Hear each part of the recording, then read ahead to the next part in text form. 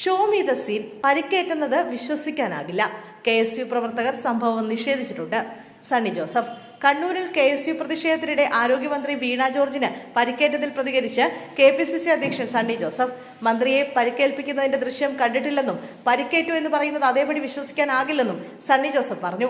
ആരും മന്ത്രിയെ കൈകൊണ്ട് സ്പർശിക്കുന്നതോ പരിക്കേൽപ്പിക്കുന്നതോ പരിക്കോ താൻ ദൃശ്യങ്ങളിൽ കണ്ടില്ല. പരിക്കേറ്റിട്ടുണ്ടോ എന്ന് തനിക്ക് പറയാനാകില്ലെന്നും അതെല്ലാം പരിശോധിക്കണമെന്നും സണ്ണി ജോസഫ് പ്രതികരിച്ചു.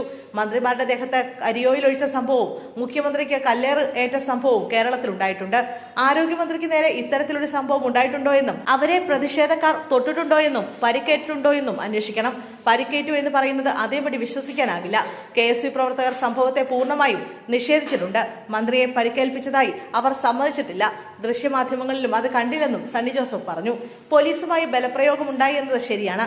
എന്നാൽ മന്ത്രിയെ പരിക്കേൽപ്പിക്കുന്നതിന്റെ ദൃശ്യം എവിടെയും കണ്ടില്ല.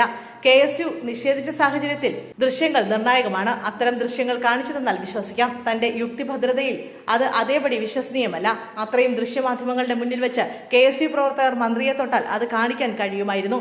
ദൃശ്യങ്ങൾ കാണിച്ച് ബോധ്യപ്പെടുത്താത്ത പക്ഷം താനത് വിശ്വസിക്കുന്നില്ല. You show me the scene എന്നും സണ്ണി ജോസഫ് പറഞ്ഞു. അതേസമയം സംഭവത്തെ ന്യായീകരിക്കുന്നില്ലെന്നും അദ്ദേഹം വ്യക്തമാക്കി. കണ്ണൂർ റെയിൽവേ സ്റ്റേഷനിൽ വെച്ച KSUവിന്റെ കരിങ്കൊടി പ്രതിഷേധത്തിനിടെയാണ് ആരോഗ്യമന്ത്രി വീണ ജോർജിന് പരിക്കേറ്റത്. വന്ദേ ഭാരത് ട്രെയിനിൽ യാത്ര ചെയ്യുന്നതിന് വേണ്ടി സ്റ്റേഷനിലെത്തിയതായിരുന്നു മന്ത്രി.